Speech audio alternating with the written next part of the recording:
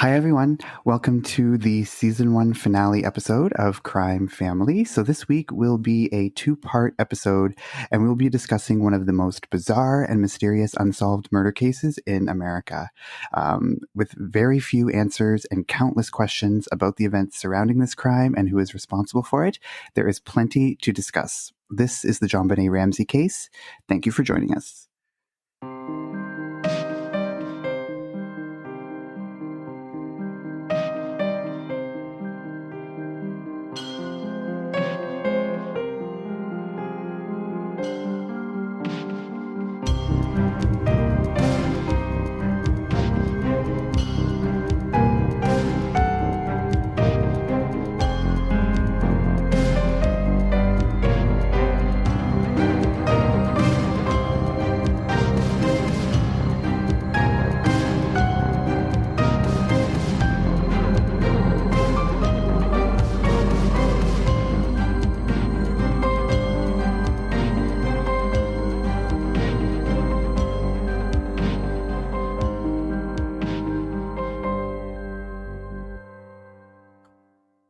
All right, so we're very happy to have you with us. And for this special two-part episode, we do have a very special guest with us. We have Jennifer Knowles joining us. Jennifer, how are you doing?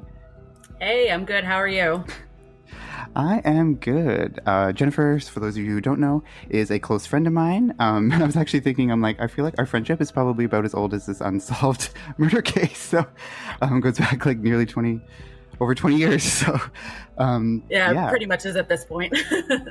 Yeah. So we just thought it'd be fun to have an extra voice on the podcast to give another opinion, other insight. So we've all watched different documentaries. We've all read different articles and stuff. So we're excited to kind of hear what everyone thinks about the case. So kind of similar to what I did in the two-part Adnan Syed episode.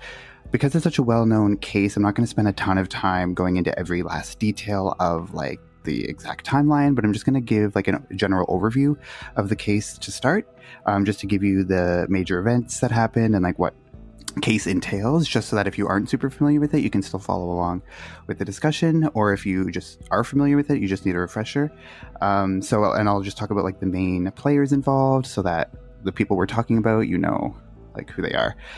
So I'm just going to start maybe like 5-10 minutes just to do just this general overview. But I guess I want to ask, like, what do you guys, how familiar are you with the case? Like before we decided that we were going to discuss it, like, did you know a lot about it beforehand, or is it kind of like newer for you guys? Yeah, I definitely knew about it beforehand, but before we decided to do it, I didn't go in depth into detail. I probably watched like a documentary here and there, but now I definitely feel like I'm up to speed on a lot of stuff.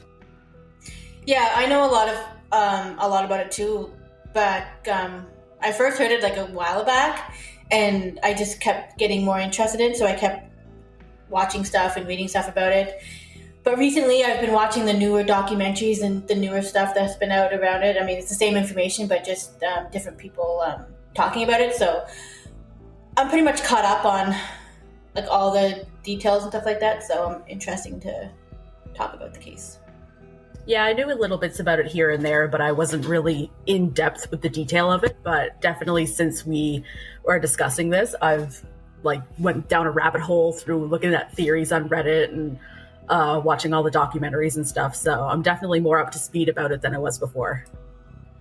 So I'm actually going to just talk about the family itself. So there are 4 people in the immediate family. So of course there was JonBenet Ramsey. She was a 6-year-old girl. And the family lived in Boulder, Colorado at the time that all of this happened in December of 1996.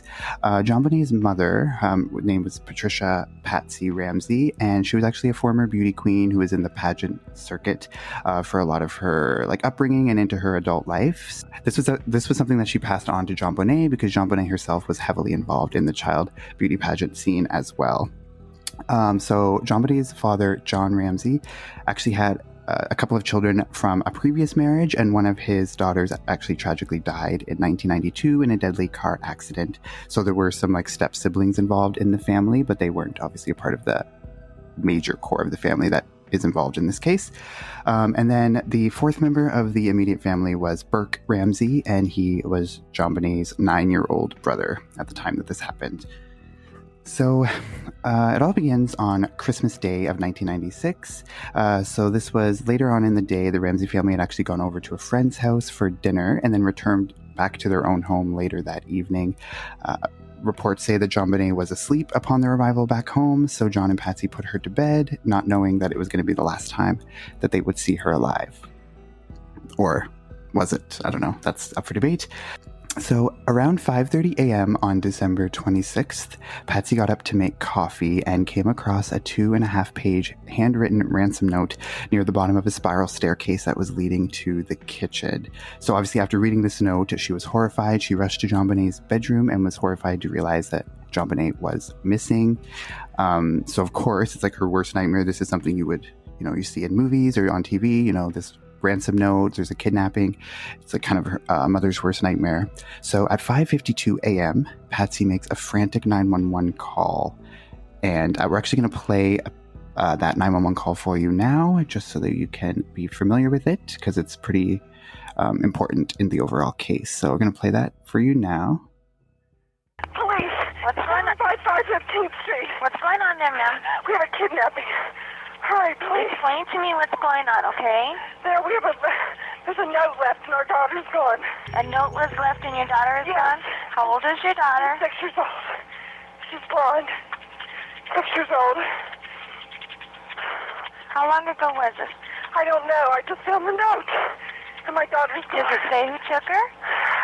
What? Does it say who took her? I don't know. There's a ransom note here. It's a ransom note? It says SBTC. Victory. Please. Okay, what's your name? Are you Patricia Ramsey? I'm the mother.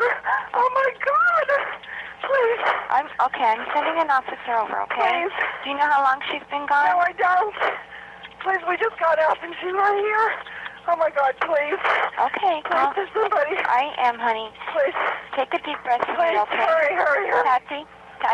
Patsy.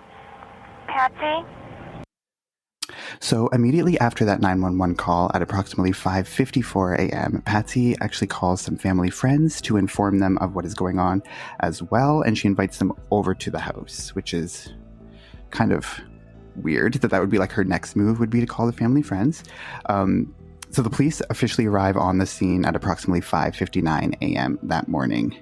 The police are obviously they're doing the initial investigation, and then a little after 6 a.m. is when all of the friends come over to the house, and they're trying to comfort Patsy and John, and just trying to figure out what's going on. So there's a lot of people going in and out of that house during this time, and of course the first detectives are there at this time as well. And there are some reports that say that John was making some plans to pay the ransom that was in the note. And then later in the day, there was Detective Linda Arndt, and she's one of the main detectives on this day. And she asked if John and Fleet White, who was one of the family friends that was there, would just look around the house to see if anything seemed amiss. And according to Detective Arndt's account, she said that right after she said this, John sort of made a beeline for the basement. So he and his friend Fleet go down into the basement, and they end up coming upon a closed door in one section of the basement. And the detectives had actually earlier that morning, when they first got there, when they were checking the house, they did come across this door, but they were more looking for signs of forced entry, and they could see that the door was clearly latched shut, so it wasn't really of any interest to them.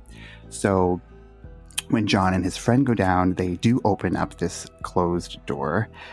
When they go in there, sure enough, they do find the body of 6-year-old JonBenet on the ground inside that room, and her torso was covered with a white blanket. So John picked her up and immediately brought her upstairs, and this immediately disrupts critical evidence, tampers with the crime scene. Obviously you shouldn't be touching anything or disrupting the very critical evidence that could be there. And he laid her down on the floor in one of the main rooms, and then actually Detective Arndt actually picks her up again and moves her to another room, and then John puts a blanket over her in that room. So there's a lot of tampering with the body and stuff like that. So she was found with duct tape over her mouth. Her hands were bound together and up over her head. And there was a homemade garrote tied around her neck. So for those of you who don't know what a garrote is, it's like a fancy way of like an instrument used for strangulation. You tie the wooden thing around it and you twist it. And as you twist it, the more you twist it, the tighter it gets and eventually suffocates the person. So it was a homemade garrote that was found around her neck at the time.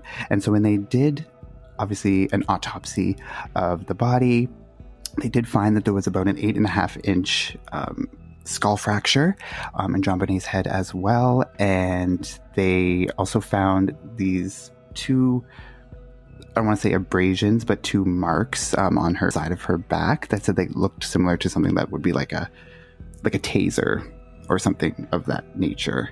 They found that on the body as well. And they did say that there was no, and I feel like there's different accounts. There are some reports that say that they did conclude that there was a sexual assault that happened, but then there was others that said there was no definitive, they say it couldn't be ruled out, but it also couldn't be definitively said.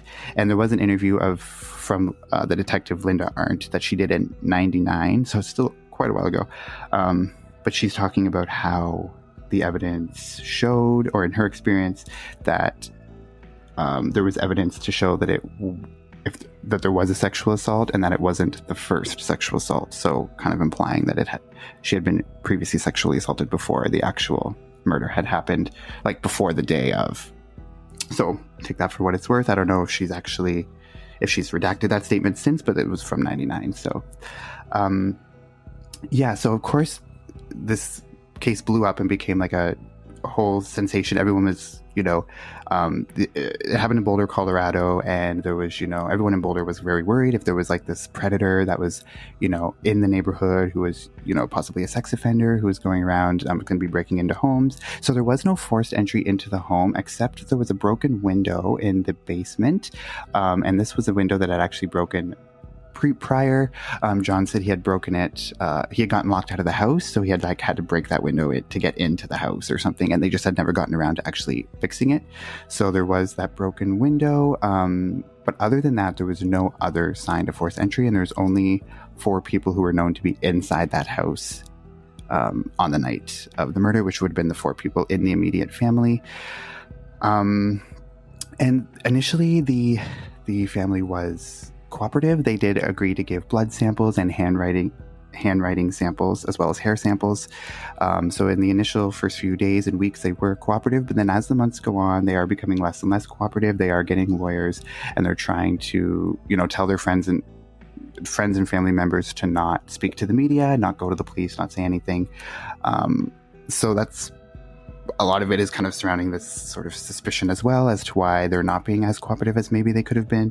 Like what changed in like the first couple of weeks to the months after, when they started to not meet with the police as much or kind of be avoidant. They did go on some, they did do a CNN interview, like a 45-minute CNN interview where they're talking about that there's someone out there on the loose to like protect your children, stuff like that. So there was a lot of suspicion surrounding the parents, specifically in the first few weeks of the initial investigation. And I've obviously up until now, it's 25 years later, and it's still kind of suspicious. There was actually in 1999, there was actually a grand jury that did vote to indict John and Patricia Ramsey for the murder of JonBenet Ramsey. However, the district attorney decided not to move forward with those charges, and so they were never actually charged. But when he came up, he did give a press conference at the time saying that there was not sufficient evidence to press charges, but he kind of withheld the information or the fact that a grand jury had voted to indict. So they did like the initial trial with the grand jury, and they came to that conclusion, but he didn't share that information. He just said that there was not enough evidence to actually press charges. So he kind of put the kibosh on that, and there were no official charges laid. And as of today, it's still unsolved. We don't know exactly who committed this murder, and there's multiple theories happening. If it was someone in the home, if it was someone in the family, if it was an intruder that came in like through that broken window, lots of stuff. So obviously that's like very bare bones sort of description of the case. We're going to go into like the key pieces of evidence that are involved in the case into more detail. But do you guys have any like initial additions you want to make or thoughts before we get into the other stuff? I actually just wanted to describe like a grand jury was, because when I was like, what is actually a grand jury and what's like their significance? Like, so would you guys even know how to like explain what a grand jury is and why they're important? I couldn't articulate it correctly or officially. Okay. So you could, yeah. Yeah, so I'm just going to describe what a grand jury is, just so like you understand like kind of the importance, especially in this case.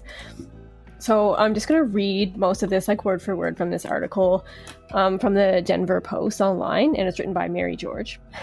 And this article is actually like about the Ramsey grand jury. So in general, a grand jury is a group of citizens that works with a prosecutor to investigate crimes and attempt to establish probable cause for trial. So it's like preliminary before a trial even starts. And the grand jury has powers that police and district attorneys do not. So they can subpoena reluctant witnesses or people that refuse to talk initially to investigators. So this grand jury could subpoena John and Patsy Ramsey if they felt the need to, which is interesting. A grand jury like also lets a prosecutor know how strong the case is. It's kind of like a trial run before an actual trial to see how the grand jury reacts, is maybe how an actual jury trial would go. So it's kind of like insight for the prosecutor. And so in this case, when they did want to indict, it's like the grand jury saying, yes, like there's enough evidence. We feel like this is definitely worth going to court. But then the prosecutor, who is Alex Hunter in this case, went against that, which is interesting to note. So yeah, that's what a grand jury is. Yeah, and so I think the fact that a grand jury voted to indict them is very telling, obviously, of the amount of evidence that there would have had to have been or that they felt was strong enough to actually vote to indict them. So it's kind of telling to show you how confident they were in that. But I find it weird. So a grand jury, it's made up of like regular people, right? That like a normal jury would be, right? It's just like people that they select from a pool and... Yes, citizens, like, yeah. Citizens, yeah. Like, that probably get called to jury duty. But I think, like, that information that they were actually indicted came out later. Like, no one really knew that had happened until much later on, because all they knew was that the district attorney had made that press conference. Because in the documentary that I watched, it said that he kind of, like, was misleading in the information that he gave, because he did say that, like, there was not enough sufficient evidence to go forward with it, but that was, like, his decision. Whereas the grand jury actually felt that there was and voted to indict, but he kind of overrides it. That's the impression I got, which I didn't think is possible. If a grand jury has that much power, I can't see that a district attorney would be able to like shoot it down. But yeah, I think they're just there to give insight and like, this is what we think you should do, but they don't have to listen to it. But I feel like normally they do. That's the whole point of a grand jury. Yeah, so I do have this in my notes somewhere about how long after this actually came out, because the way he talked about it in the press conference was, yeah, like he was saying that it almost sounded like the grand jury feels like we shouldn't go ahead with an indictment. That's what everybody thought. Yeah, so according to the documentary from CBS called The Case of JonBenet Ramsey, it didn't get released that the grand jury had actually wanted to indict until October of 2015. So that's kind of crazy. It's like almost 20 years after that crime. But 16 years after. It would have been like, what, like... Because the crime happened in 96, so that would have been almost 20 years, but the indictment would have happened in 99, I think. Grand jury. Yeah, he made the announcement that they weren't going to indict in 1999, and then it came out later that they actually wanted to indict in 2015. Yeah, which is crazy. So I guess that's kind of a lesson to show you that you have to have DAs that aren't corrupt, because maybe he had other political motivations for why he didn't want to press charges or something. Who knows? And also, I don't know, I'm like, the Ramseys were very well off, so who knows like what lawyer they had or No, actually, that you that you say that it was political, because when like the team, there was like a team of detectives and there was FBI agents and there was personnel from the DA's office, they all got together and suggested that they needed a grand jury. And the DA, who was Alex Hunter at the time, was like, oh, I gotta think about this. I gotta talk to some people because this is actually a political decision rather than, you know, there was a murdered girl kind of decision. So that's kind of where his head was at the whole time, was that it was political. Yeah, which is so annoying because it shouldn't be. It should just be like there's a 6-year-old who was murdered, and if there's enough evidence to suggest who could have done it. Like, how's that a political thing? But whatever. It's politics, I guess. But yes, vote for good DAs. I'm going to go to the ransom note, which is, like, to me, the most bizarre, fascinating. Like, to me, that's what makes the case so crazy and, like, stands out from so many other cases, is, like, very rarely do you have, like, a ransom note, especially one that's 2.5 pages long and as in depth, and also just super fucking, like, weird.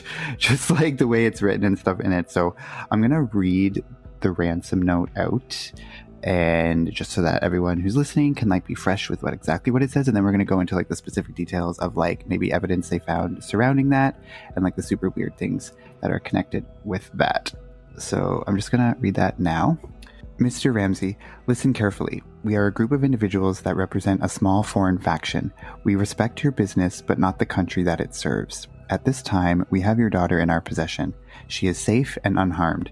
And if you want her to see 1997, you must follow our instructions to the letter. You will withdraw $118,000 from your account. $100,000 will be in $100 bills, and the remaining $18,000 in $20 bills. Make sure that you bring an adequate sized attaché to the bank. When you get home, you will put the money in a brown paper bag. I will call you between 8 and 10 a.m. tomorrow to instruct you on delivery. The delivery will be exhausting, so I advise you to be rested. If we monitor you getting the money early, we might call you early to arrange an earlier delivery of the money and hence an earlier pickup of your daughter. Any deviation of my instructions will result in the immediate execution of your daughter. You will also be denied her remains for proper burial.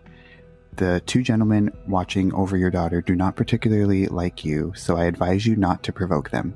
Speaking to anyone about your situation, such as police, FBI, etc., will result in your daughter being beheaded. If we catch you talking to a stray dog, she dies. If you alert bank authorities, she dies. If the money is in any way marked or tampered with, she dies. You will be scanned for electronic devices, and if any are found, she dies. You can try to deceive us, but be warned that we are familiar with law enforcement countermeasures and tactics. You stand a 99% chance of killing your daughter if you try to outsmart us. Follow our instructions, and you stand a 100% chance of getting her back. You and your family are under constant scrutiny, as well as the authorities. Don't try to grow a brain, John. You are not the only fat cat around, so don't think that killing will be difficult. Don't underestimate us, John. Use that good southern common sense of yours. It is up to you now, John. Victory. SBTC. So, what do you guys think of that? There's, like, so much to, like, talk about. I just want to say that nobody writes a 2.5 page ransom note.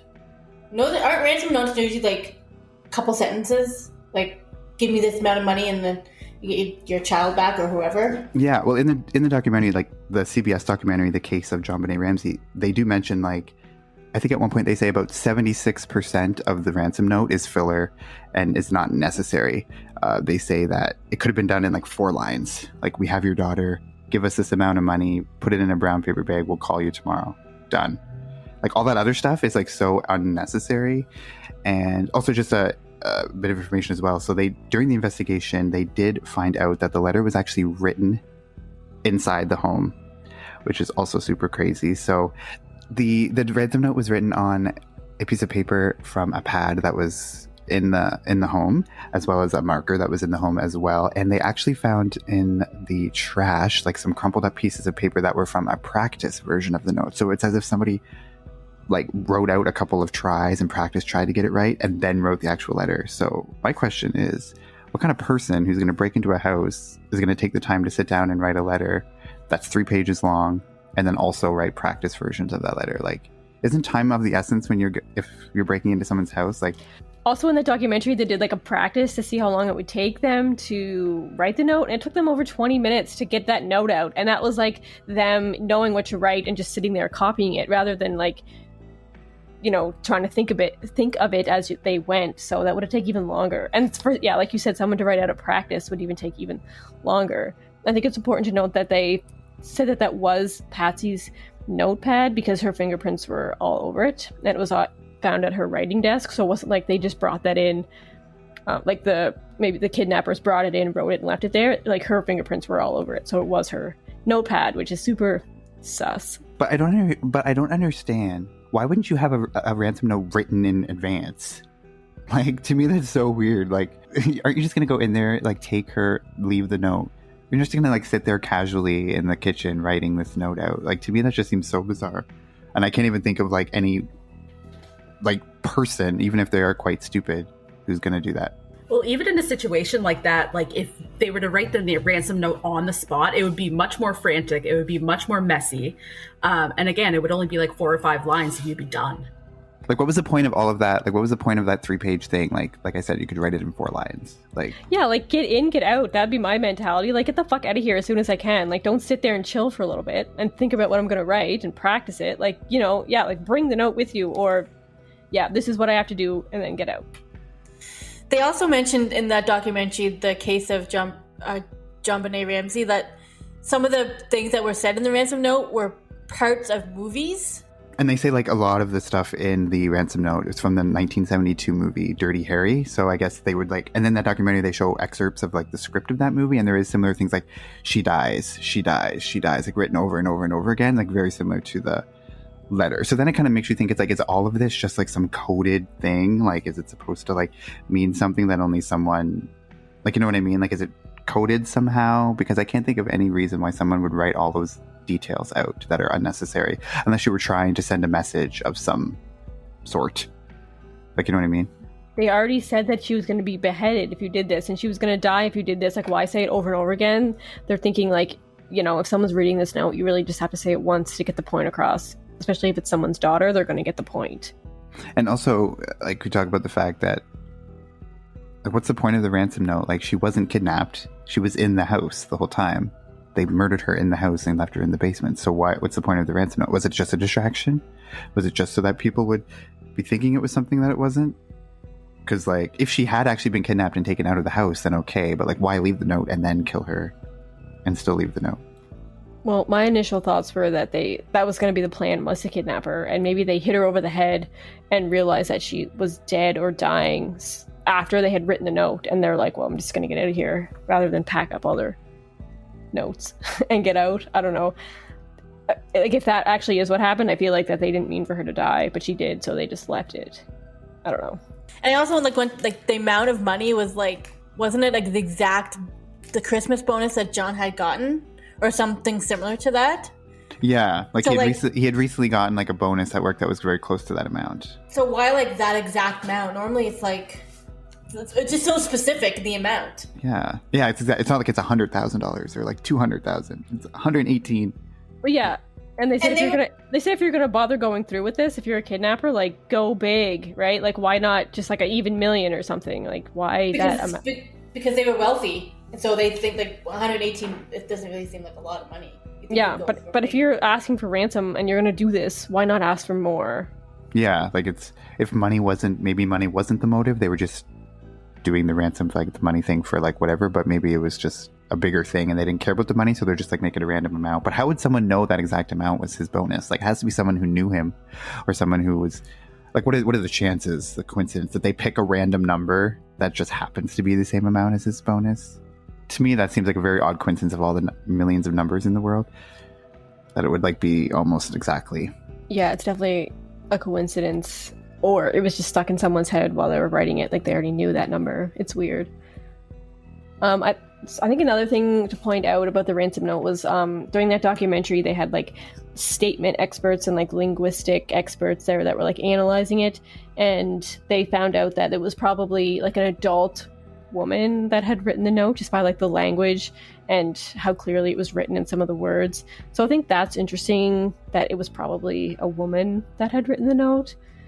And they also came to the conclusion that it was very likely staged, like, it was as an attempt to cover up something. And then they say, like, even the language, like, a small foreign faction, like, normally you would want to be a little bit more, like, to say, like, we are a large terrorist group, or, like, whatever, like, it's very, like, authoritative, like, large group thing versus small foreign faction. And then after they mentioned the foreign faction, most of the majority of the spelling mistakes that are in the note come in that same exact paragraph where they mention the foreign thing. So, like, the person who's writing it might think, like, oh, if I say I'm like a foreigner, and then I'm going to make all these like spelling mistakes. But then they mention like words like countermeasures, like that's spelled totally correctly, which like if your English isn't your first language, that's not a word you would ever use, I don't think.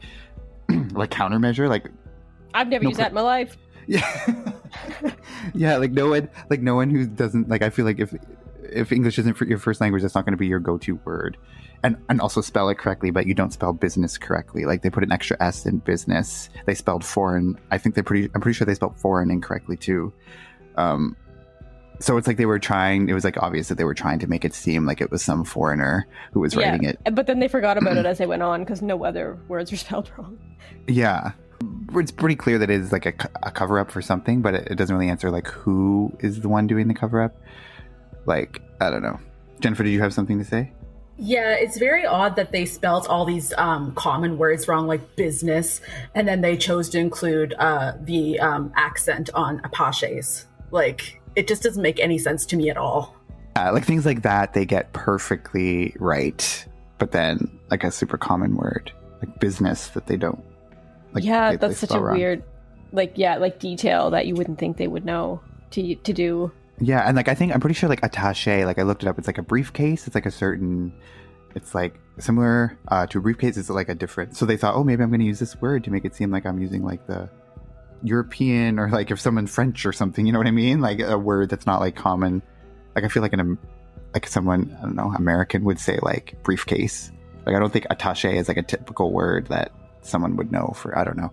So I think it's like it kind of clear that they're trying to cover up for like something, and they're not actually someone who's speaks a foreign language, to me. Yeah, it definitely seems like it is like a ruse to throw people off, and it was unsuccessful. Another weird thing I think is well, they don't really go into this into like any detail in any of the documentaries I watched, but I'm just like, why don't they do like a hand sample analysis and like see whose writing it is? And like I've seen some sources come out and say that they matched it to Patsy's writing. So that I don't know how official that is, because it really isn't in any of these documentaries, but it is, thrown out there here and there. So that's interesting if it was her writing. And if they could just be like, well, it was her writing. Like, I don't know why it took so long, or why it was never fully out there. This like sample of writing. Yeah, well, like they provided handwriting samples to the police like shortly after, but then nothing ever came out like from the police saying that it did match, like directly from them. So you'd think like if it did match that closely, that they would have caught that right away. Would they not? But obviously if she wrote it with like her left hand or something, or her other hand, then it wouldn't exactly match. Then if she gives them like a handwritten one with her like dominant hand. Oh yeah, and actually in like the Dr. Phil interview with Burke like years later, he asked Burke about that, and he said that he didn't think it was his mother's, because he said his mom was always like super, like always like make sure you write really neatly and take your time to have good writing, and he was like, that note was way too messy to be my mom's. So I mean, but if she was trying to cover it up, she wouldn't have this perfect writing. Yeah, like she's not gonna like make it like exactly like her cursive writing or whatever the fuck. Like obviously it's gonna try to make it look different. And I was gonna say that like they did think it was like a mother who wrote it, because just the way some of the things were said, like listen carefully, or like other things in the letter that were like kind of like what a mother would say. I can't really think. Well, there was one that said like when you get home. They said that the word home is very like maternal of a word versus like when you get to your house. But then I was thinking, because they were saying that, and I was thinking, yeah, but like when you get home is less words than when you get back to your house. Like maybe they were just trying to cut off time. It's already taken so long to write it. Maybe they might as well just like try to make a shortcut when they can. I don't know. Like to me, that wouldn't have jumped out to me, but also the people in the documentary are like professional like analysts of handwriting and language, so I can't say like, oh, it's not weird. Well, yeah, a lot of things they said when they were looking at that letter I felt were kind of a stretch. I'd be like, oh, I never would have thought that, but then again, I'm not the professional, so I guess it makes more sense to them. And one of them did say that like they felt that it was very much like a sales job, like the note. It was like they were trying to sell it, and like trying to sell with just all like the, I don't want to say hyperbole in it. It's like she will be beheaded, like all of this extra stuff that was totally unnecessary.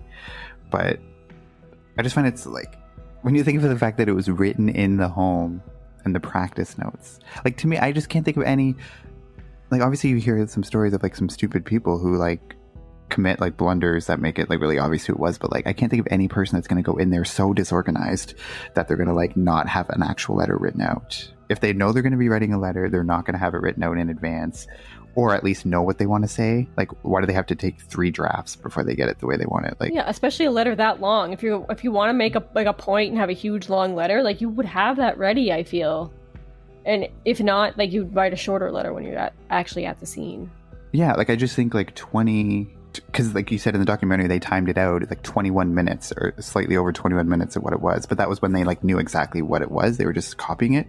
But like, even if it was bare minimum 20 minutes plus the practice ones, like say it's like a half an hour, like that's so much time. Like it's not a lot of time, but it's also so much time, like extra time. That's so unnecessary. If you're worried about like getting the fuck out of there before someone wakes up or something, I don't know. I could just think of somebody being so brazen that they would actually do that.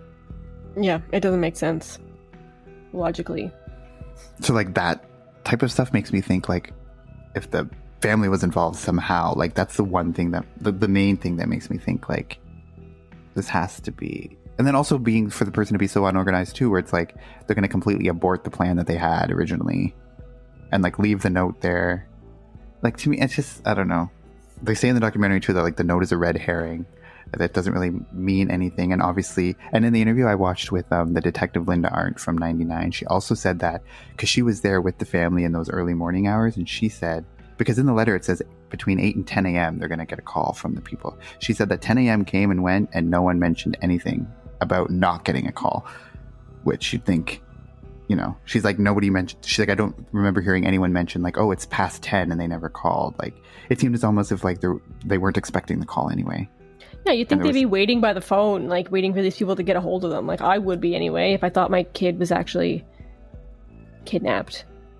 And like I also think in the letter it's very clear that it says if you go to the police or if you would notify anyone, your daughter will die. The first thing she does is notify the police. The second thing she does is notify all of her friends to come over. Like to me, it's like exactly going against everything in the letter.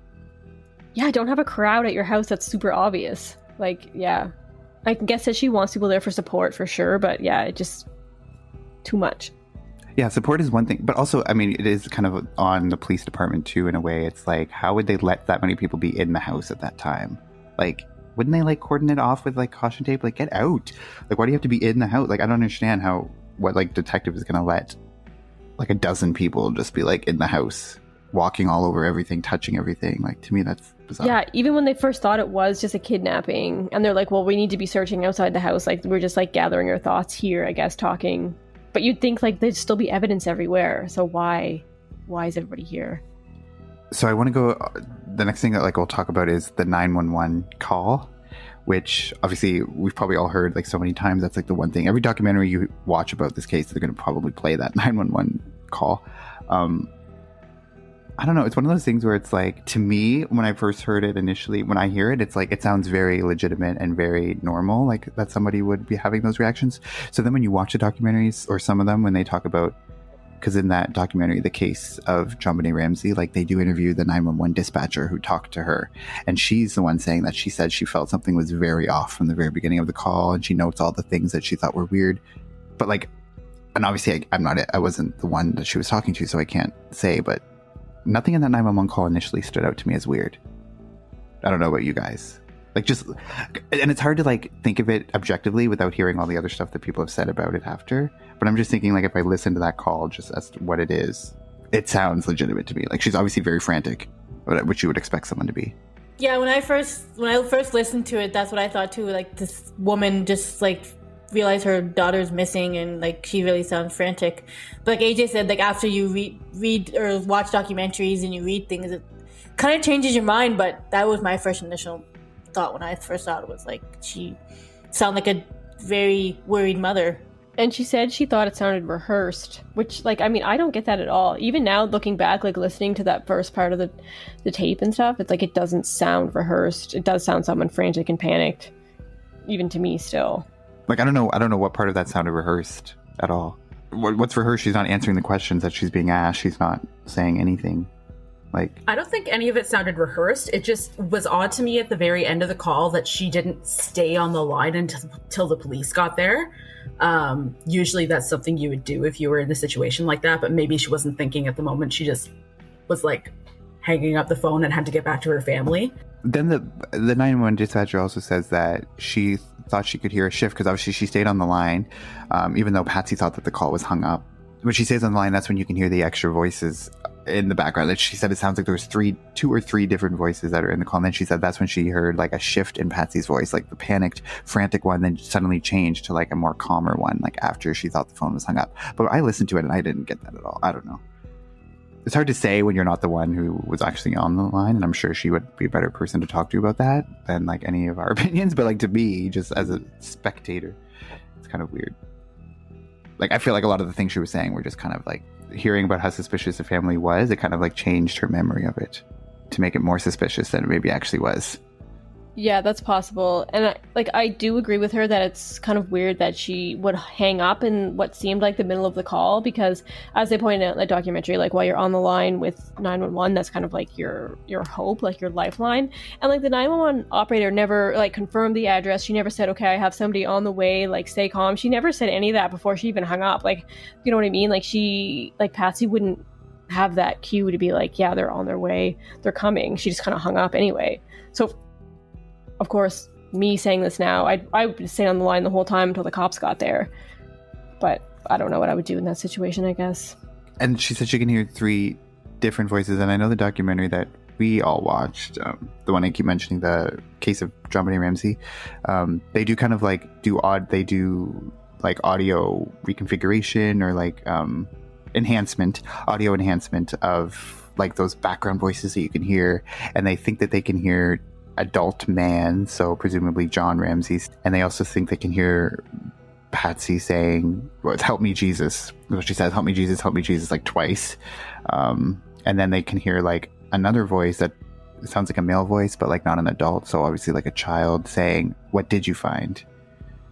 And that's also a point of contention because the Ramseys have said from the beginning, they said that Burke was sleeping the entire time until like hours after the police got there. So like this 911 call, if it is his voice in the background, well then he obviously wasn't asleep for those hours. He was awake during the 911 call, which is, and like in any event, like why, if that was his voice, why would you lie about it? Like why would you say he was sleeping if he wasn't? Yeah, in that documentary they also said that John Ramsey said, we're not speaking to you. And like they said it was kind of like a stern voice, like talking to a child, like they were angry at him or, you know, just kind of like trying to tell him that, you know, you're not involved in this or we're not talking to you, whatever. So it makes everyone think that they were having this conversation after they thought that she had hung up, that they were like talking, they were mad at Burke and he was like, well, what did you find? And like it's this whole cover up that, you know, maybe they're hiding something because Burke did something. What got me was that nobody ever questioned the 911 dispatcher. Like, not like when I was watching the documentary, the case of JonBenet Ramsey, like they interviewed her and that was the first time that anybody had asked her questions about the 911 call. Yeah, like she said she wasn't interviewed for the grand jury, like that whole thing. No one ever asked for her testimony or anything. Which is crazy. That's bizarre to me because normally you'd want to talk to somebody who was like right there at the moment of this when this whole investigation started. Like you think you would want to talk to that person on the phone with her. So to me that just seems really odd that they never even questioned her or even like asked her like what she thought. And didn't she say she was under a gag order initially until like the trial process was over with that grand jury thing? So yeah, like that seems weird to me. Like it's not like an information. I feel like why would you put her under a gag order unless you felt that the information that she had would be something that would be detrimental? I mean, obviously it didn't matter because they still voted to indict without that testimony, but still. But like, what do you guys think of like if you guys listen to that 911 call just like up front, like without all the other like opinions after the fact? Like if you say you were the 911 operator, like, I don't know. I think that's a very legitimate call to me. It sounds like a legitimate call. Unless she's a very good actress, and maybe that's the case. I don't know. Yeah, I thought when I first listened to it at the very beginning, before like I knew any of the other stuff, like I thought it was just a legit 911 call. Like most of the 911 calls that we've heard in the cases that we've done, like I feel like it was just like a legit 911 call. I mean, that's how I would sound. Maybe if I was like woke up, my daughter wasn't there. Like, I didn't find anything wrong with it. Yeah, it definitely sounded legit to me, but then I'm thinking, well, even if she did know that JonBenet was dead and they were covering something up, she could still be really frantic about that. But then I'm thinking, well, if she sat there and wrote that note, she would have time to kind of calm down maybe a little bit. So I don't know. Either way, I don't know. It does sound legit to me, but 911 operator did say that she was like frantic and then all of a sudden just kind of turned it off and stopped being frantic when she thought she had hung up is kind of a good point. Right? I mean, just because you're not talking 911 operator doesn't mean you're not going to be so flipping, right? Yeah, but when they kind of like enhance the audio, she's saying, help me, Jesus. Like, and it sounds like in a similar tone. So to me, it doesn't sound like she calmed down at all. I don't know. Like, I don't feel like that's something you would say if you're calm again. I guess maybe, yeah. And it wasn't as loud because she probably thought she hung up and then was moved away from the phone. So she was farther away. And also, I do want to mention, I did read a Rolling Stone article about that documentary, and it was a bit critical of the documentary in some parts, and it said like the fact that like they're on the screen telling you what they think they hear, and then they play it and they put subtitles under it. It's like gonna trick your mind into thinking that you're hearing it as well. So it might not even be like what it actually is, but when you're seeing the subtitles under it, you might like think you hear it if that's not even actually what it is. So it could be completely wrong, and none of that stuff is actually said. That's true. I found it hard to hear what they were saying. I'm like, I don't hear any of that. All I hear is like clicking and like gargling. I'm like, I don't understand how I'm not sitting there with like professional headphones on either listening, but I'm like, I'm not getting that at all. Yeah, like, and even if you play devil's advocate and you say, okay, that is exactly what was said, and they're like masters at uncovering what was actually said, like someone saying we're not speaking to you, like what does that mean? Like, I don't find that weird.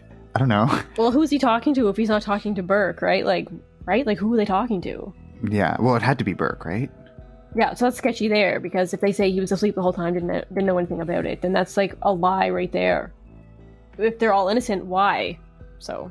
Yeah, that's true. But it could be kind of one of those things where it's like maybe if you're like, you're kind of working off adrenaline, then you're so frantic, and then when you go back to think of the events, you might not remember the exact events. Like you think you don't remember seeing Burke in those hours because you were so not focused on that. Like you're not thinking of like, you're probably going to think back like a week after when you're interviewed or something. You're not going to be like remembering where was Burke every minute of that time frame. So they might think like, oh, I don't remember really seeing him or interacting with him, so he must have been asleep. You know what I mean? Like they were just kind of surmising maybe, and then they were actually wrong because it wasn't what they remembered. Like I'm just trying to play devil's advocate, but I guess that's true because like this enhancement of the audio didn't come out until like years later. So it's not like somebody went up to them and was like, no, we heard Burke's voice, and then that would have rejogged their memory or something. So I guess that does make sense. But I mean, I also do feel like it's kind of weird for a child to sleep when there's that many people in the house coming and going and police officers, and he's going to sleep. Because he said that he was awoken hours later, like once the police were already there. But like, why wouldn't he wake up earlier? But they do interview him, like when the psychologists are interviewing him, he says like, well, I typically sleep very deeply and I don't really hear much of anything. But was that like a line that he was told to say? Potentially? Allegedly? I don't know. Yeah, everything is alleged here, obviously, because we don't know actually what happened, and we can't confirm obviously anything, but we're just saying our opinions and our thoughts based on the information that's out there, just so you know. Also, like all the suspicion around Burke, I mean, it feels like a lot for a 9-year-old to kind of get this whole story straight in his head and never slip up. Like he does stay consistent with his story while he's that young and up until now. Like he never slips, which I feel is like super. It's like a lot to ask for a 9-year-old. If his parents are like coaxing him and coaching him on what to say, and he doesn't slip up this whole time, that's kind of interesting. Yeah, that's true.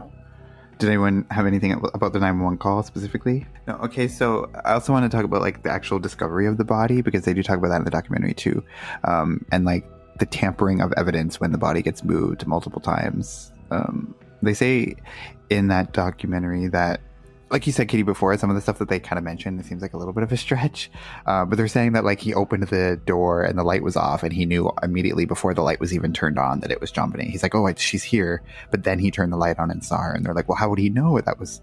They're like, oh, it just looks like a blob of something on the floor, like in the dark. You can't tell. Because in the documentary, they like recreate the whole entire house, like to almost exactly like what it was really like. So they kind of walk through the crime scene in the house as if it were the real thing. And I don't know, that's one point that they bring up. And they also mention that it's very common in like cases where the person who did it is there to like stage the finding of the body where other people will witness it so that they can like be witness to someone and the shock and horror when they find it.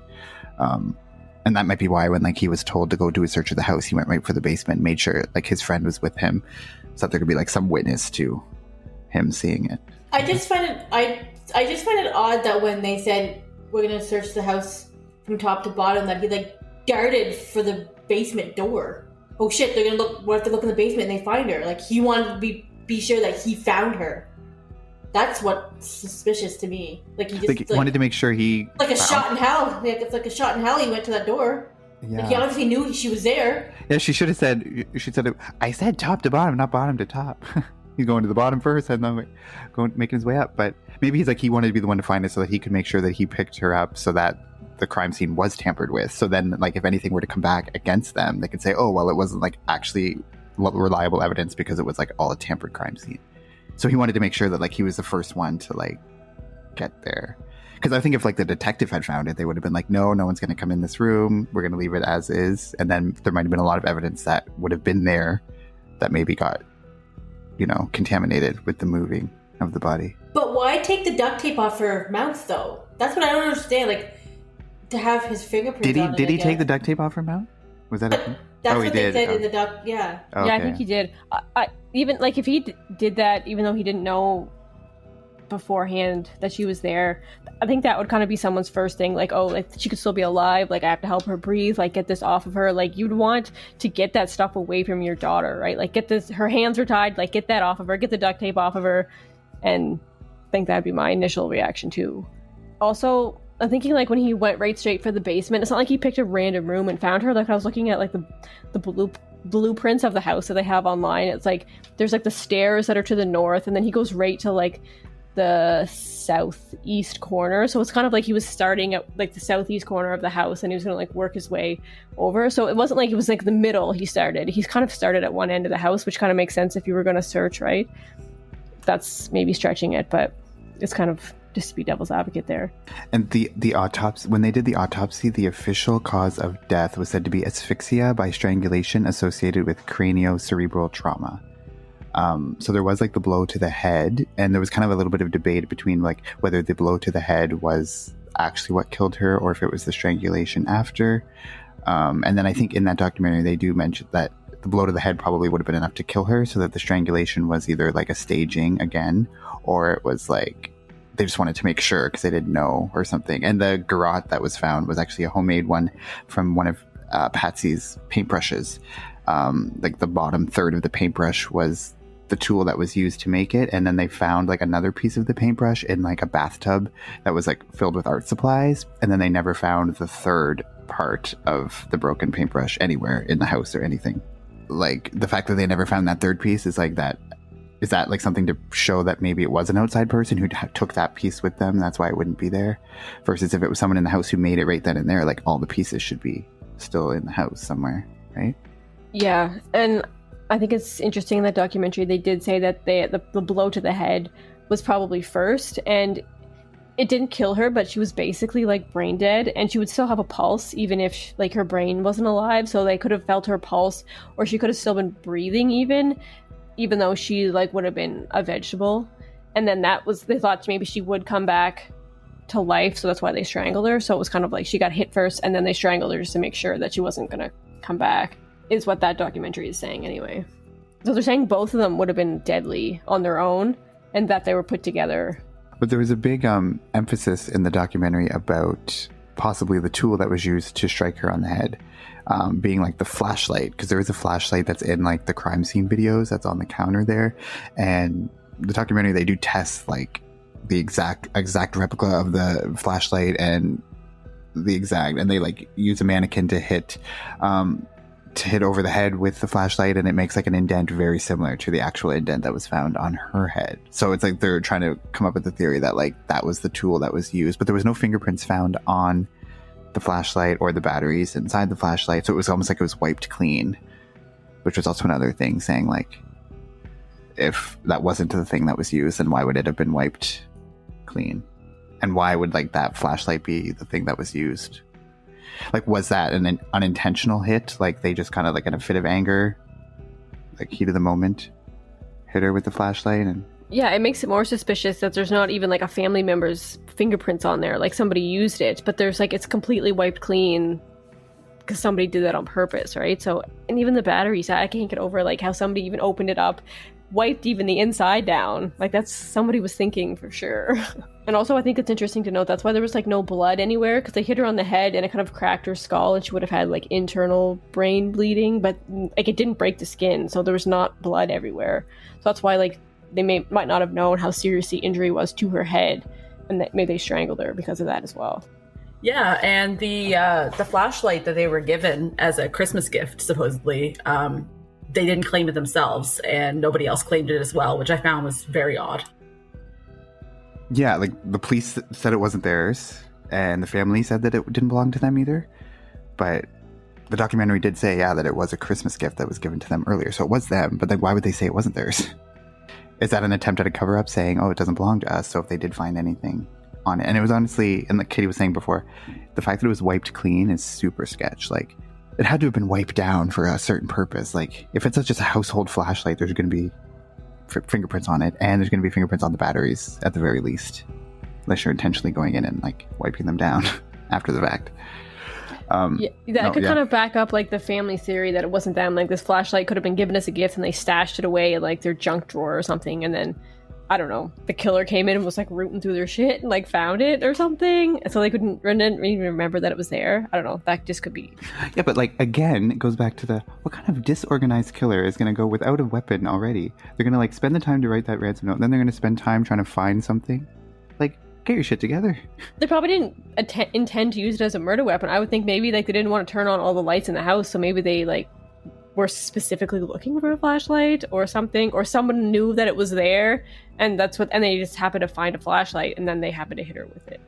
Maybe. But then like that's true. I guess that makes sense. But then why wouldn't there be fingerprints on it of that person, unless they were wearing gloves? But if they were, yeah, well, why wouldn't there be fingerprints of like somebody in the house that put it in that drawer, right? Like person that gave it to them, or that's something, true. Right? Like, that's what I was gonna say. Because even if that person who did it was wearing gloves, there's still gonna be fingerprints on it from before. Yeah, like, it's sketch that there's no fingerprints. It'd be less sketch if there was like Patsy's fingerprints. I'd be like, okay, that makes sense. It's hers. Or I would say if it was them, or if somehow the family was involved, why would she wipe the flashlight clean, but then leave all the fingerprints on the notepad and all of that stuff? Yeah. Like, because for the same reasoning, like if it's inside the house, it would make sense to have her fingerprints on it. So why would she feel the need to wipe it off? Or would anyone feel the need to wipe it off? And even if it had like Burke's fingerprints on it, it's still like in the house, so it shouldn't matter whose fingerprints are on, as long as it's someone from inside the house. Yeah, it'd make more sense to have one of them have their fingerprints on it. That's why it's so weird. Didn't they say when the police showed up or whatever, people were like doing the dishes and cleaning the house while the investigation was going on? Like, who does that? Like, who's coming into your house? Like, I mean, I guess to console you because you're frantically looking for your child, but like, who comes in and cleans your house while there's an investigation going on in your house? Like, get the fuck out. I don't know. Was that in the documentary? I don't remember hearing that, but maybe. They were saying that they were doing the dishes. They were like helping clean up and stuff. Like, but why? Like, I don't remember that either. But yeah, it's kind of like a thing where like people will bring food over to you because like you don't have to like cook, and people will like help you clean so you don't have to worry about cleaning. That kind of thing, maybe trying to be helpful. Yeah, I don't exactly remember that one from the CBS documentary, but I saw a like ABC News clip, and they did explain that they were doing dishes, Windexing windows, all this kind of stuff, which is so weird because like that would tamper with the evidence so much. And then the fact that John Ramsey intentionally put a blanket over his daughter's body, like that obviously is going to tamper with the evidence, as well as putting it on a carpet that everybody's been walking across the whole time. Like it's huge red flags there. Like it's crazy to me that like that happened. Like obviously the fact that people are cleaning the house is crazy, but what's even more crazy is that like the police allowed that to happen. Like, who is the person who someone needs to go in there and be like, get the fuck out of this house, like it's a crime scene, like haul ass, like get out. We need to like clear it, we need to maintain, because like everyone's fingerprints are going to be all up in there now, so any chance of getting any like accurate evidence or DNA is going to be complete, and especially on the body itself. Like he's touching her, he's bringing her upstairs, he's like, and then the other detective moves her to another location. Like, the investigation was screwed from the beginning. Yeah, the police handled the situation like horribly the whole time. Like, they should have done a way better job at it. Yeah, well, it's one of those things where it's like, we see it time and time again, like police incompetence, or like you hear after the fact, like, oh, this could have been solved if like this hadn't been tampered with, or like inconclusive testing because of like possibly tampered evidence. It's like, people need to get their shit together and then like actually conduct an investigation legitimately. Yeah, well, you talk about how like the police were kind of told to treat them as victims and not as suspects because they were this wealthy, like influential family that lived there. Probably helped a lot that they were white as well. Like, so they were just like this family that, oh, you know, don't really touch them. That I think played a big role in it too. Like the police, I remember they were saying like the police had to ask the Ramsey family for permission to come in and search certain things. Like, they couldn't just go in and do it. They had to be like, oh, can we come in? Which I think is normal. Like, the police kind of had to ask permission if they don't have a warrant, but the Ramseys would be like, no. And then so they would have to leave. So it was like that kind of thing where it was like untouchable almost. That's true. And the fact that they were being like, you know, not as super cooperative as you would expect. Like, I feel like we say also time and time again, like, you are under so much scrutiny in that moment too. Like, no matter what you do, it's wrong. If you're not cooperative enough, it's wrong. If you're too cooperative, it's wrong. They'll find something. If you do a polygraph test, oh, you shouldn't do it because it's non-conclusive. If you don't do it, oh, you have something to hide. Like, I feel like no matter what you do, you're kind of screwed. So you kind of have to just like, it's inevitable that the family is going to be looked at as suspects, but like knowing that like every move you make is going to be kind of criticized either way. So I don't think there's any like right way to act in that situation, because there's going to be someone who's going to be like, well, that's suspicious. But like, no, sometimes people just do weird things that they can't explain, and it's not like because they're guilty of anything. It's just because they're going through like a trauma and they're just reacting, maybe not in like a way that someone else would. Yeah, also another weird thing was how they were saying even before John found JonBenet's body, he had like disappeared for like an hour and a half. Like, he left the scene. They didn't even know where he went. And so they thought that was kind of weird. Like, why is he leaving? When you think about it, like, you know, maybe he was just like, I don't want to be sitting here while my daughter's out there missing. Like, maybe they don't ever say what he did. Like, nobody ever knew. Like, it's not like he was like knocking on the neighbors' doors, like, or anything. Nobody ever said anything like that. But it kind of makes sense if everyone's sitting around when your daughter's missing, that he'd be like, I'm going to go out and actually try and do something. Yeah. Like, maybe he went to the bank to try to get the money or something. I don't know. But like, wouldn't there be a record of that, or like the bank? I don't know. I also find it weird that like, didn't they say like when the daughter went missing or whatever, and they're interviewing him, they were like planning a trip out of town.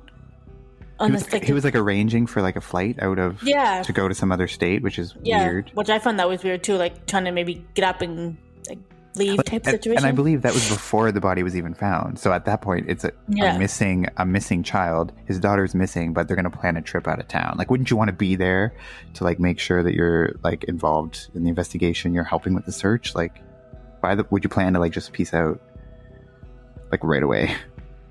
It's weird to me. Yeah, that's super suspicious. I don't have an explanation for that one.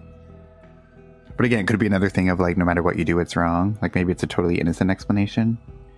And like, it is, but it is weird. Like, I don't know what, I can only speak for myself. Like, if someone I loved was missing, I'm not going to like, oh, I'm going to plan a trip to another state and like, you know, go there for a while. It's like, no, I'm going to be like there, like, you know, interviewing people myself, like, something, you know, like trying to get to the bottom of it or doing something. Like, how is going away out to another state going to be helpful to anyone? Also, another part of the autopsy. So they did, I mentioned it before when I was like doing the summary of the case, but they found like these two marks on her lower, I think it was the side of her lower left side. These like two marks that it kind of was speculated that it could have been something like a stun gun that was used to subdue her. But in the documentary that we've been referencing a lot, they do like a test of it. They do a stun gun test on someone, and like it kind of has a very opposite effect of what they're kind of saying, like, oh, they're using a stun gun to subdue her, but like it kind of gives you the opposite. It's like adrenaline rush, and it's like, and at least initially it's not going to knock you out, or I guess is what I got, the conclusion that I got from that testing that they did. Especially if you're a 6-year-old child, it's probably going to have a way heavier impact than like the 40-year-old man that they did it on in the documentary. If you're 6-year-old, it's going to be way more powerful. So I mean, maybe it would knock you out. But for him, he was saying like, no, it gives me adrenaline. Like I wanted to get away from it. It didn't make me like pass out. I feel like it would definitely make you scream regardless. Like how painful that would have been. Like she wouldn't have been silent unless her mouth was covered prior, maybe. But you feel like there would have been some sort of sound coming out of her. But like, don't you subdue her? Like, how do you get the duct tape on her mouth without her screaming before it? Or like, wouldn't you subdue her so that you can do all of that without a fight? Why I guess I was just it? thinking, like, if she was just in bed and they like put the stun gun to her without anything else, she would have screamed. But I guess yeah, you could put like your hand over her mouth, do that, and then put the duct tape on after she was like subdued. Yeah, that's true. So this mysterious killer came into the house with no previous ransom note already planned, no murder weapon planned, but he had a stun gun. That's what he came in with. He made sure he had that stun gun on him. So, or her, whoever it was.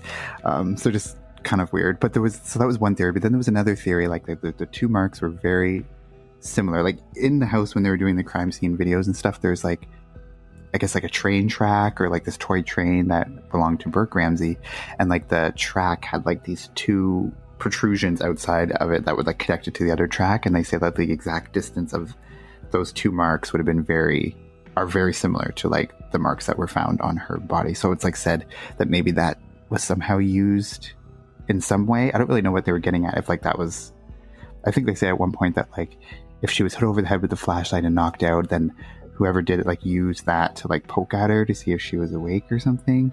Yeah, they also pointed out that it would have had to have been done post-mortem because they could tell that there was no blood flow at the time. So they think it happened after she died, and then whoever did it was like, yeah, using it to poke her to see if they could get a reaction out of her, seeing if she was dead. But they used the train track versus anything else? Like why would that be the one thing that this person would use? Yeah, they said they touch her. Well, I mean, I don't know. Especially if you think about if you think like if maybe it was a kid, like if it was actually Burke that did it or something, like would you want to touch your sister if you thought they were dead? Like I don't want to touch a dead body, even now, right? So I feel like using a poking device is like super legit. Yeah, so I guess that was the working theory that like if he knocked her over the head with the flashlight, presumably, and then she was dead, and then he used that to poke at her to see if she was dead. And then when she was, then... But then it makes sense. So then that does lead towards more of it being like a child or like Burke Ramsey specifically versus like an intruder, because if it was a stun gun, why would you tase her after she's dead? If it was done post-mortem, like you wouldn't have need to tase her. Yeah, and that documentary said like that, I don't know why they thought they knew like what model they would have used, but the taser that they had, and I'm sure like there are different types of tasers, they said that the prongs didn't match up, like the holes and where the ends of the taser like didn't match, so it couldn't have been a taser. And I was like, well, there's probably different sizes of tasers. So that was kind of like, I don't know, maybe weak on their part. But also I was watching, like, there's a Dr. Oz episode, and I know Dr. Oz isn't, like, the most reputable, but he was talking to people that knew what they were talking about. So in this Dr. Oz episode, yeah, so it was actually a Dr. Oz True Crime, and it aired in February of 2021. He was talking to Lou Smith's daughter, and Lou Smith was, like, an agent that had passed away, but he did a lot of work on this case, and it was kind of his theory that it was an intruder and it was a stun gun. So that's kind of where all that came from, was from him. So his daughter was kind of like following up on some of the research after he died, and they were saying that if you zoom in closer on those marks on her body, that they don't match with the train track, because the train track ends were like circular and the marks on JonBenet were more rectangular, which actually did match up with a stun gun that they had, that they were comparing it to. It was the same shape and distance apart. So they're saying like this model of stun gun actually did match up better than the train tracks they were saying before. So that's just another theory, another angle. Yeah, so obviously no one knows what those two marks are from, but I've never really heard anything else other than either a taser or that train track. Like those are the only two things I've ever heard or ever seen. So is there possibly like another explanation? Like who knows, there could be a million things that have shaped like that or something. But I want to talk about also going back to like the autopsy and like the body. A big chunk of the documentary is about like DNA that was found on JonBenet's underwear that like didn't belong to anyone in the Ramsey family because they did DNA testing, and it belonged to like an unknown male, which kind of bolsters the intruder theory that it was someone outside of the family. And then when they did testing, like in the documentary, they did testing, like they bought a brand new pack of underwear and like they did testing on it, and they did find traces of like DNA on that, which like grossed me out. Like I was cringing the entire time that they were doing that because I guess wash it when you open it. It's like gross, but yeah. So they were just trying to say like it is possible that there could be like the DNA from like the manufacturer.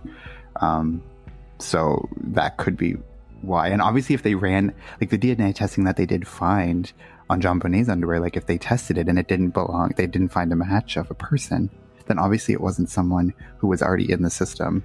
And because the theory was for a long time, because she was in the pageant world, that it was like possibly some sex offender who was like, like in the audience of her pageants, or was like infatuated with her, who like broke into the house and did that. So if it was like a sex offender, and they also, there was apparently a bunch of sex offenders living in the area around their house that actually, but obviously it wasn't someone who was a registered sex offender because their DNA would have been in the system. So it was somebody who had never committed an act like that before, or at least never gotten caught before, because the DNA was never actually confirmed or matched a person, as far as I know. They said it was a male, but that it didn't match any person specifically. So what did you guys think of like that part? Weird that there's like DNA on like unopened package of underwear. Like, gross. Like, maybe we should be washing our undergarments from here on out when we buy them. I don't know. I just find like, you think even her, like, not even her DNA was on it? I'm pretty sure her DNA was. Oh, okay. I was gonna say like that'd be really odd. But they found the DNA of an unknown person, which is like what they used to kind of say, oh, it was an intruder, because if it was someone in the family, like it possibly. Yeah, they actually used that, saying that it wasn't part of the family, to like exonerate the family and say, oh, it's not their DNA, so it wasn't them that did it. And then this documentary pointed out, well, I mean, it could have been just from the underwear, whoever packaged it, it could have been their DNA. So, yeah, and it is super gross that that's a thing.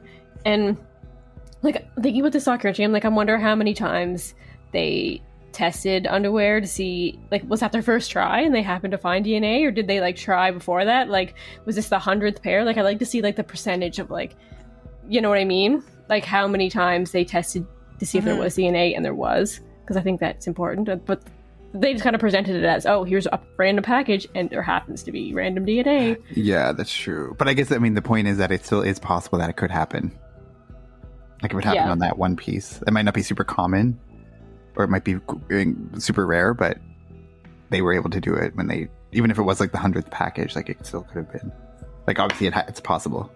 Yeah, I guess that was their point that they were trying to make. But yeah, they do present it as like, oh, this is our very first try. We're going to open this random pack that we just bought, and then, oh, look at that.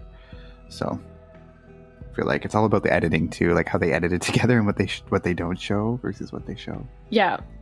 They definitely shouldn't have ruled the Ramseys out just based on that. But anyway, that's just my opinion. Yeah. I mean, I feel like there's so many more things that like do point to that it's possibly someone in the family for them to like rule them out based on that one thing. But I mean, DNA evidence is pretty credible. Like obviously it's a huge thing. But if it does have this other explanation, like that would make me question. And was that something that was presented at the grand jury trial? Like, was that something? And they still voted to indict, even if that was presented. So obviously they didn't feel confident in that either. Unless that came out after the fact. Oh, sorry. That's okay. I also found the DNA of an unknown male underneath JonBenet's fingertips or fingernails as well, which I guess could be related to that. That could be unrelated, or it could be related to the underwear as well. Oh, that's true. Did they say that in the CBS documentary? I don't remember them saying that, but I guess if they... I don't think they said in that documentary, but I definitely remember hearing it somewhere else, which makes me think, like, yeah, where did that come from, and whose is that? Oh, yeah, that is... Oh, my thoughts are changing. No. Yeah, I feel like that does sound vaguely familiar, but yeah, who is that then? Like if it was someone that she was trying to fight off and like dug her nails into like someone's skin or something. Well, I was also trying to do some research on like how long DNA can stay underneath your fingernails for, but I couldn't really find a precise answer from Google. But again, it could have been something that happened a long time ago. It could have been like her trying to scratch off her defender. It's really hard to say at this point. Yeah, that is true. That would be a good point, because if it can stay for a long period of time, like, but I mean, I'm assuming she's washing her hands semi-frequently, but she's a child, so I don't know. Yeah, I was gonna say she's 6 years old. She probably doesn't wash her hands very often. Like it could have been from it could have been from like, you know, school. Maybe she was playing or fighting with the kid, or like part of the pageant. She was just like, I don't know. Wow, weird that it's a male, but yeah, it's interesting. It could have been from anywhere though. Yeah, she's at pageants. Like, is she shaking people's hands? Like, is that I don't know what happens at pageants, but. Is that something they would do? Like, that's possible too, if she's, you know, interacting with a lot of people. That could be something too. But yeah, it is weird. I forgot about that piece of information, so that doesn't look good for. I mean, that kind of goes towards the imposter theory or intruder theory for sure. Yeah, I didn't hear the fingernail thing, so that really intrigues me as well. And that's the thing about this case too, is that there is so much on either side, or at least something on either side. Like, it's never definitive. Like, just when you think you have an answer, you might think what you have, but then there's this other thing that totally might make that other stuff invalid. Yeah, and that's why I think it's like if you just watch that one CBS documentary that we've been talking about this whole time, you'd be like, oh, like it definitely could have been the family, because they're very much focused on like, you know, that it was a family, so they're very one-sided, which I think most of these documentaries are, like trying to prove a point on one side or the other. So it's like, it's important to remember that you do have to like kind of take everything you hear with a grain of salt, because they're only representing that one side, trying to convince you, which is easy to do with this kind of case where there's like so much on each side. Yeah, and I did make a note of that too, and I was like, it's very clear that CBS documentary was against the family. Like, very clear, just based on everything. Like, there's not one shred of anything that they present from the other side. No, they ignore everything that could be against the family. Yeah, which obviously, that could be for the family. Yeah, which I mean, obviously you would if you're trying to. Any documentary, I feel like, is going to be biased in some way.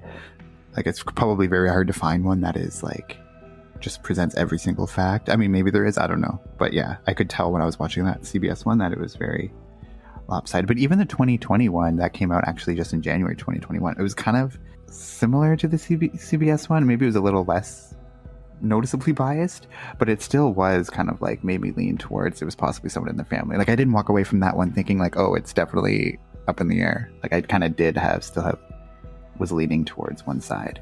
So the final sort of thing, I feel like the last thing in this part that we'll talk about is which we didn't really talk about yet, but is like the pineapple that actually ended up being, it's weird that like something so simple as pineapple is like such a big part of the case. But there was like a bowl of pineapple, like it was like milk, it was like pineapple with milk and a bowl and a spoon in it that was like in the crime. You can see it in the crime scene videos when they're doing that, which might seem super insignificant, but when they did the autopsy on JonBenet, there was like fragments of something that said was like something like fruit, which could have been like pineapple that was in her stomach and hadn't fully digested, which suggested that she did eat it like relatively soon before she was killed. So there was like a possible theory that she had woken up in the middle of the night and ate some pineapple. Someone gave her pineapple, or that Burke was like down there eating some, and then she like stole a piece of it, and then he got super angry and like killed her in a fit of rage, which like seems to me like a stretch. But the fact that she had like that in her system, so obviously she ate pineapple like before, and I don't know if they said the exact like amount of time it was before, but like if she went to bed at like 9 when they got home, she was sleeping, and she was sleeping the whole time. If she had eaten it at dinner the night before, like I feel like maybe it would be fully digested before that.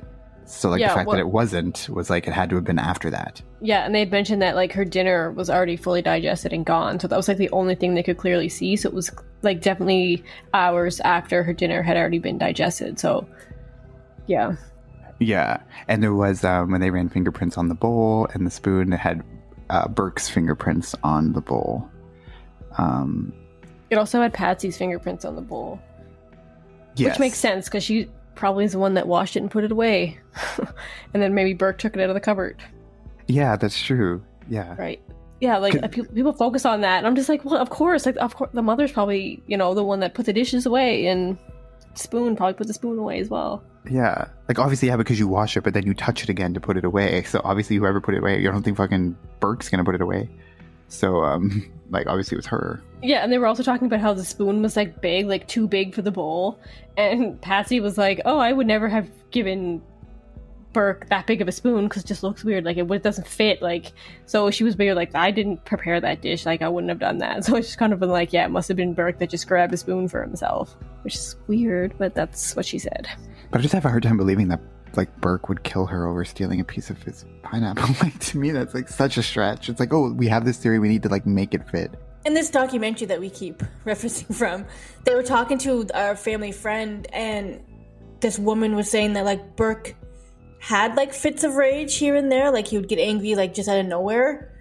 And, like, things would set him off, like, easily. Like, they said one time that, like, he had swung a golf club and, like, hit JonBenet, like, below the eye with the golf ball or something like that. Or club, I mean. So, like, yeah, he did. Yeah.